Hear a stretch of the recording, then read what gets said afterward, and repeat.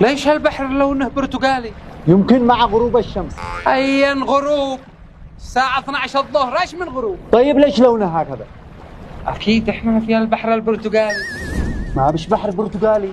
ما دام في بحر أبيض وبحر أحمر وبحر أسود، أكيد في بحر برتقالي. ما بش بحر برتقالي. هو طم طم طم.